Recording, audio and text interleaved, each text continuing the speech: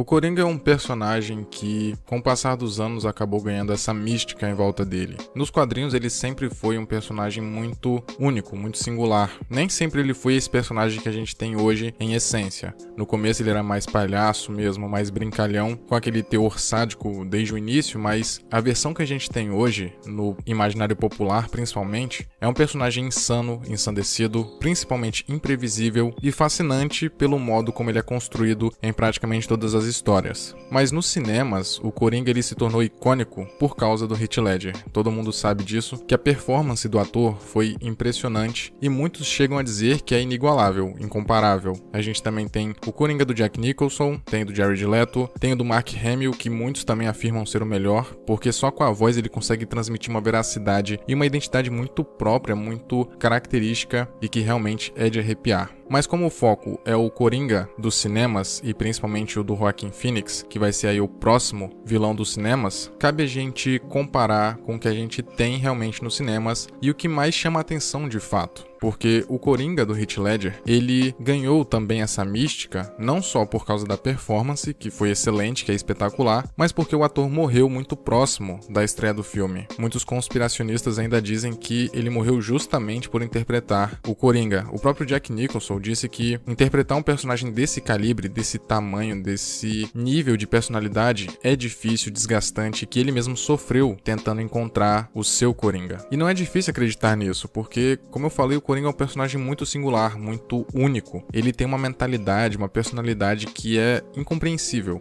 Eu acho que não tem como a gente definir o Coringa em essência. Lógico que existem versões do personagem. Como eu falei, no início ele não era como a gente conhece hoje. Teve várias versões durante as décadas. Tem as suas versões que são mais malignas, mais sádicas, mais engraçadas, cômicas, mais galhofas também. Então, com o passar dos anos, a gente consegue traçar mais ou menos como cada Coringa era definido, principalmente pelo contexto histórico. O código de autoridade nos quadrinhos modificou bastante o personagem, por exemplo. E a gente consegue acompanhar essa evolução também na TV e até no cinema mesmo, porque o César Romero, por exemplo, já interpretou um Coringa um pouco mais cômico, pro lado da comédia de fato. O Jack Nicholson pegou como base o Coringa que estava em voga naquela época, ali no final dos anos 70 e início dos anos 80, que era um pouco mais maluco mesmo, que parecia até em certo ponto ter uma super sanidade, digamos assim. Ele tinha noção do que fazia, mas agia como louco pra não só se safar, mas porque ele se achava acima de tudo e de todos. E a versão do Heath Ledger já é um pouco mais caótico, mas porque é o que mais casa com o universo criado pelo Christopher Nolan. E se a gente reparar, se a gente for analisar bem, cada Coringa que existe aí fora dos quadrinhos, ele está bem inserido no universo que é contextualizado. O Coringa do Jack Nicholson é perfeito para aquele universo. O Coringa do Mark Hamill, em suas animações, é perfeito também. O Coringa do Jared Leto é muito controverso, é muito polêmico, mas se a gente for analisar toda a identidade visual do filme Esquadrão Suicida, principalmente a parte ali do segundo e terceiro trailer, e depois o resultado final, a gente vê que aquele Coringa, de uma forma ou de outra, ele acaba casando com aquele universo. Sem entrar no mérito do ator ter sido bem no papel, ou se o diretor dirigiu bem o ator, aquele Coringa, aquela personificação do Coringa, acaba sendo a ideal para aquele universo. E nesse caso, o Coringa do Heath Ledger é simplesmente perfeito pro universo que o Nolan criou. Realmente eu acho que é essa a palavra perfeito, porque o Nolan tratou de criar um universo muito pautado na realidade, muito plausível e palpável. A gente olha aquela Gotham City e acredita nela, porque diferente dos quadrinhos, ela não é tão gótica e tão macabra, digamos assim. Nos quadrinhos, Gotham parece realmente um organismo maligno, sabe, que atrai tudo de ruim pra ela, ou que originou várias coisas de ruim também. Já o universo do Nolan é um pouco mais palpável porque ela tem toda essa atmosfera densa e sombria, mas não transpassa um ar místico ou sobrenatural. Por outro lado, o diretor realçou bastante o lado da corrupção e da criminalidade, que são coisas muito palpáveis, que a gente tem no dia a dia, que a gente tem contato frequente. Então a gente vê que muitos policiais são corruptos, a taxa de criminalidade é muito alta, o corporativismo é muito maléfico, e mesmo sem a gente ter parâmetros de outras cidades, por exemplo, a gente não tem como comparar Gotham City com outra cidade ficcional dentro desse universo do Nolan, a gente tem a sensação de que Gotham é muito mais alta em taxa de criminalidade criminalidade, de roubos, de todo tipo de crime perverso do que outras cidades. A gente tem essa sensação de que Gotham é realmente um lugar inigualável nesse quesito. Então, quando nasce o Batman, digamos assim, naquela cidade, é sim um fator um pouco divergente daquele clima todo sombrio e realista, mas como o personagem ainda é muito pautado na realidade, a gente compra. Tem algumas liberdades poéticas, digamos assim, mas tudo é justificado, o que ajuda a gente a comprar toda aquela ideia, as motivações, as justificativas, mesmo planos muito mirabolantes ou as artimanhas do protagonista sendo às vezes irreais, a gente compra, primeiro porque entende que aquilo é ficcional e segundo porque sempre tem uma justificativa, sempre tem uma explicação do porquê o personagem consegue fazer aquilo. Mesmo que seja superficial ou rasa, a gente pelo menos tem algum tipo de explicação. Então o primeiro filme, o Batman Begins, tratou de estabelecer esse universo inteiro mais realista, tanto que ele é um filme bem introdutório, apesar de ser bem fechado, mas o segundo, ele já explora muito mais a mitologia da própria cidade, mesmo sem abordá-la diretamente. A gente vê muitas questões em volta da cidade, muitas questões de corrupção, de criminalidade, aí a gente vê consequências da aparição do Batman, cuja principal é o surgimento do Coringa, e esse é o fator determinante para esse filme funcionar tão bem, porque a gente tem um universo que é muito pautado na realidade, que é muito verossímil, apesar dos pesares, e aí a gente tem que dá até um toque de ordem, de certa forma, e de repente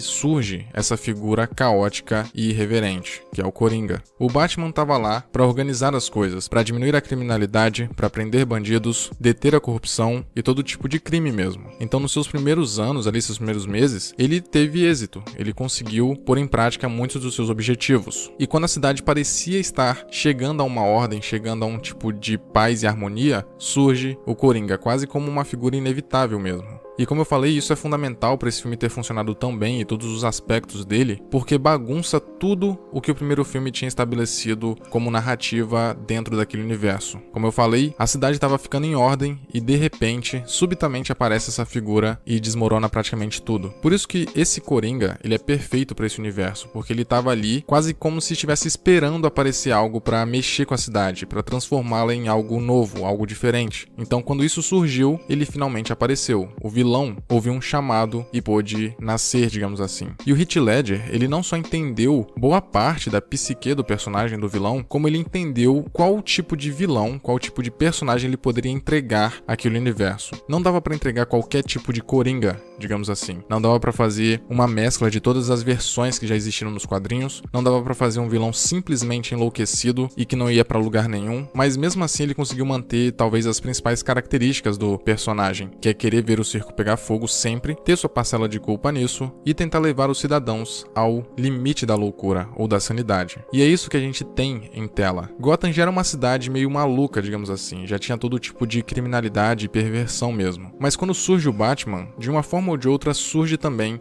uma luz de esperança. As pessoas começam a ficar esperançosas e a expectativa de que Gotham irá se tornar uma cidade melhor, próspera e pacífica também aparece, também surge. Então, quando o Coringa aparece, tudo isso desmorona, como eu falei antes. E isso não era só um desafio narrativo, mostrar como essa cidade que estava indo bem, de repente desmoronou de novo e precisa se mostrar mais forte do que nunca, como é um desafio para o próprio herói. Por isso que dizem que o herói não é nada sem o vilão, porque esse filme talvez não fosse tão magnífico quanto é, se não fosse o Coringa do Heath Ledger, com seus trejeitos, seus tiques, suas manias. Então, basicamente, toda essa mística em volta não só do filme Batman Cavaleiro das Trevas, como do personagem, do vilão Coringa, é derivado disso. Um personagem que veio na hora certa, no segundo filme, quando tudo estava já estabelecido, que compreendeu qual era o seu lugar ali naquele universo, como ele deveria agir, como deveria ser, e a própria performance do ator, que desaparece dentro do seu papel. Dito isso, a expectativa pro Coringa do Joaquin Phoenix, ela é justificada justamente por isso. Da mesma forma, quando o Jared Leto foi anunciado pro papel do Coringa, todo mundo ficou muito ansioso e na expectativa de ver uma grande performance, uma grande atuação. O Jack Nicholson já tinha elevado o patamar lá pra cima, mas não foi nada muito alvoroçado. O papel dele foi bom, condiz com aquela realidade, com aquele universo, mas não foi nada extraordinário. Ninguém paga tanto pau pra aquele Coringa como pagam pro Coringa do Heath Ledger. Com o Batman Cavaleiro das Trevas,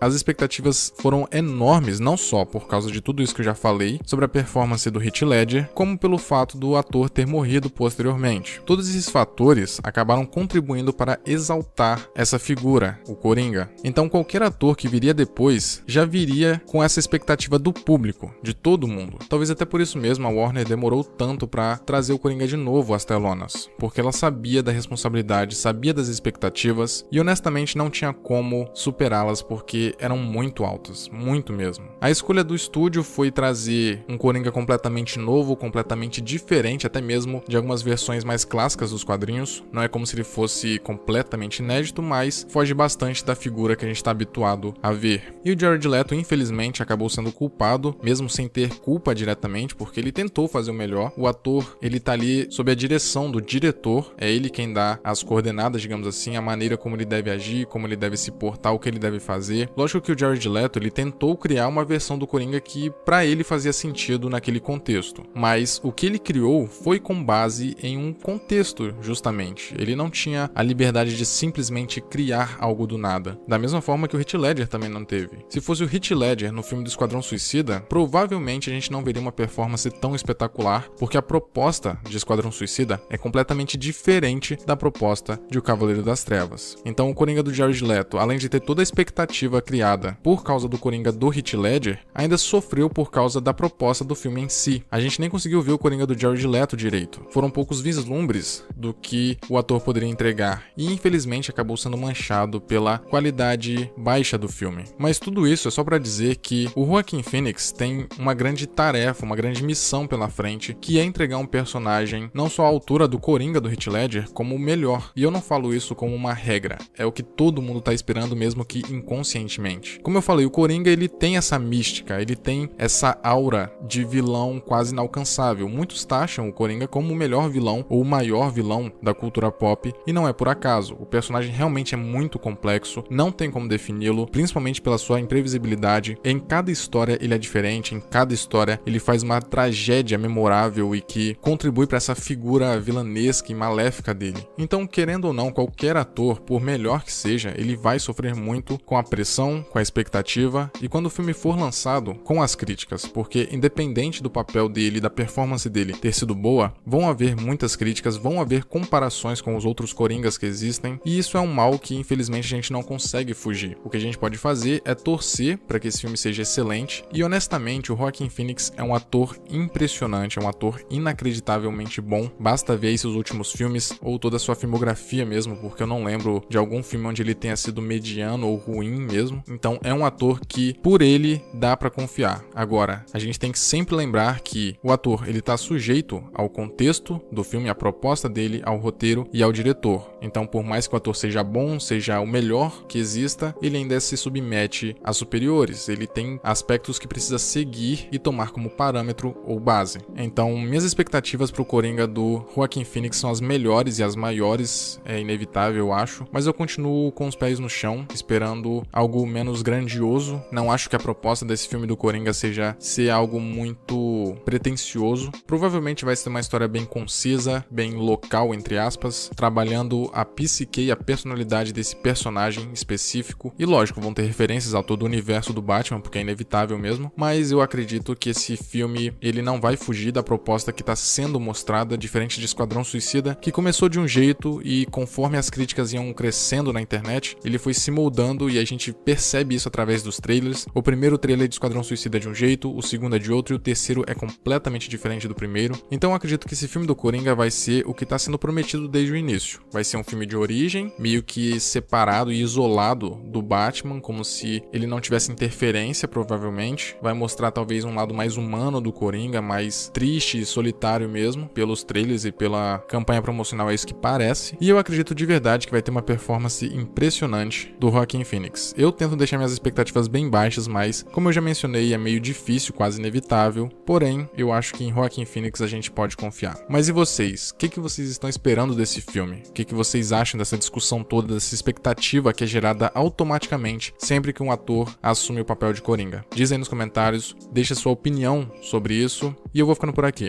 Valeu, falou, abraço e até logo.